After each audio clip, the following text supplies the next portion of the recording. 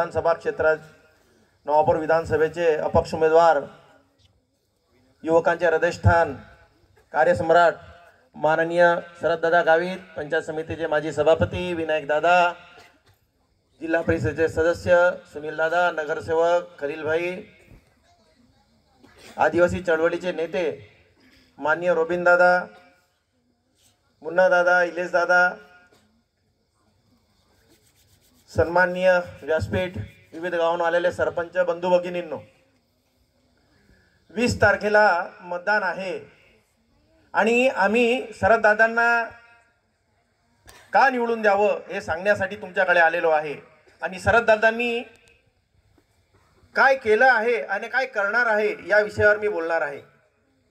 कारण तिघा उमेदवारांच्या सभा या मतदारसंघात होत आहेत, परंतु शरददादा किंवा शरददादांची ही 2020ची टीम आम्ही काय केलं आणि काय करणार आहे या विषयावर आम्ही भर देत आहोत। आणि ती जी समोरची टीम आहे ती टीका टिप्पणीवर भर देत आहे। निवडून आलेले आहेत ते, राज्य केलं आहे त्यांनी, 40 वर्ष त्यांनी राज केलं या तालुक्यामध्ये आणि हिशोब मागतायत त्या दादांकडे। तुम्ही सांगा ना, या 5 वर्षात तुम्ही काय केलं?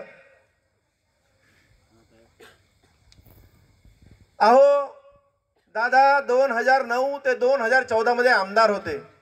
त्यावेळेस दादांनी या नवापूर तालुक्यामध्ये जो योजनांचा पाऊस पाडलेला आहे ना, आजपर्यंत आपला हा समाज विसरलेला नाही। बरोबर आहे की नाही?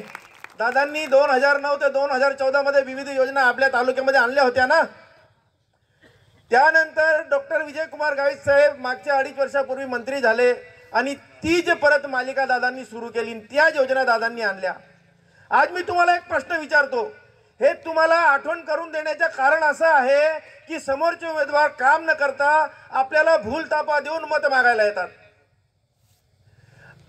5 वर्षापूर्वी जी सरकार आली, या सरकारमध्ये आपल्या जिल्ह्याचे नेते माननीय केसी पाडवी साहेब हे आदिवासी विकास मंत्री झाले। 2.5 वर्ष ते आदिवासी विकास मंत्री होते, त्यांनी एखादी योजना आपल्यापर्यंत आणली का हे मी तुम्हाला विचारतो। आणली का एखादी योजना? त्यांचेच आमदार होते, त्यांच्याच पक्षाचे, त्यांच्या पक्षाच्या आमदारांनी काही इथं काम केलं का 2.5 वर्ष? मला सांगा तुम्ही। आणि डॉक्टर विजयकुमार गावित साहेब जेव्हा मंत्री झाले, साहेबांनी विविध योजना आखल्या, त्या सगळ्या योजना दादांनी आपल्यापर्यंत आणल्या। आता दादांनी योजना आणल्या, साहेबांनी योजना दिल्या, यांनी काही केलं नाही, मग करायचं काय? मग यांनी टीका टिप्पणी सुरू केली।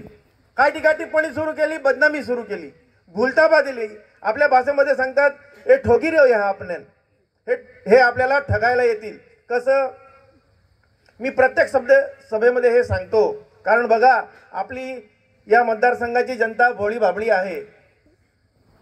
माननीय डॉक्टर विजयकुमार गावित साहेब आणि शरददादांनी ही गायीची जी योजना आणली, या पुरुष बचत गटांना 11 गायी दिल्या जाणार आहेत। 22,500 रुपये एका लाभधारकाने बँकेत भरायचं आहे आणि शासन त्याच्यामध्ये 1,27,500 रुपये आपल्याला अनुदान देणार आहे। म्हणजे आपल्या खात्यामध्ये ते एवढे पैसे पडले आणि आपण मग त्या पैशांची गायी घ्यायला जायचं आहे। आपण जेव्हा तुम्ही गायी घ्यायला जाल, त्या ठिकाणी शासनाने ठरवून दिलेल्या त्या व्यापाऱ्याकडनं गायी घ्यायच्या आहेत आणि तुम्ही त्यावेळेस त्या गायी चांगल्या नीट निरखून बघायच्या आहेत। त्या गायीचं 4 वेळेस दूध काढायचं आहे आणि त्याच्यानंतर ती गायी तुम्हाला जर आवडली तर त्या ठिकाणी तिच्या जिओ टॅगने फोटो काढला जाईल, त्याचा विमा काढला जाईल, नंतर ती गाय तुम्ही घरी आणायची। आणि हे काय म्हणतात, यांच्या पोटात दुखतं, काय म्हणतात, टेचक्या गायी दे द्या, मोल्या गायी दे द्या।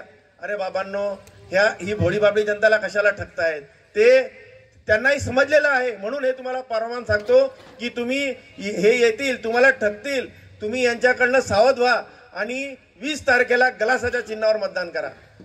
हे बघा, भारत स्वतंत्र झाल्यापासून एकाच पक्षाचे राज्य, आपल्या या एकाच पक्षाचे आमदार खासदार या आपल्या या जिल्ह्यामध्ये तालुक्यामध्ये निवडून आलेले आहेत।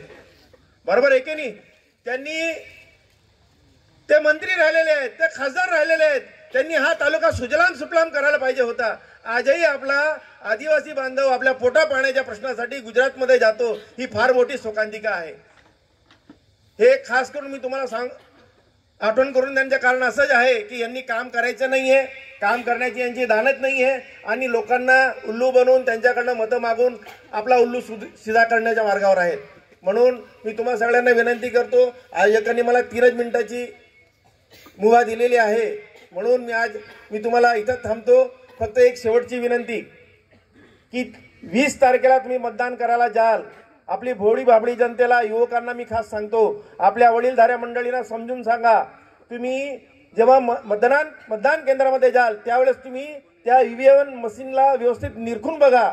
त्या ठिकाणी 9व्या नंबरवर ग्लासेचं चिन्ह असेल, शरददादांचा फोटो असेल आणि त्या ठिकाणी ग्लासेच्या चिन्हावर बटन दाबून दादांना मतदान करा. खास एक विनंती करतो की 12 उमेदवार आहेत आणि 12 उमेदवारापैकी 11 उमेदवार चिकणे आहेत आणि एकच उमेदवार दाढीवाला आहे आणि त्याचा तडाखा आहे. हे बघा, मी जेव्हा इथं आलो त्यावेळेस मला थोडी शंका केली की सगळ्या खुर्च्या खाली होत्या, पण एक गाणं फार जोरात चाललेलं होतं की गिलासा चिन्ह बोटणं दाबी दे दादा पासे देख ताळाको, 23 तारखेला शरद दादा देख ताळाको. आजच्या दिवशी मी इथंच थांबतो. आयोजकांनी मला इथं बोलावलं, माझा मान सन्मान सत्कार केला, आपण मला शांत चित्ताने ऐकून घेतलं. मी आपले धन्यवाद मानतो. जय हिंद, जय महाराष्ट्र, जय आदिवासी.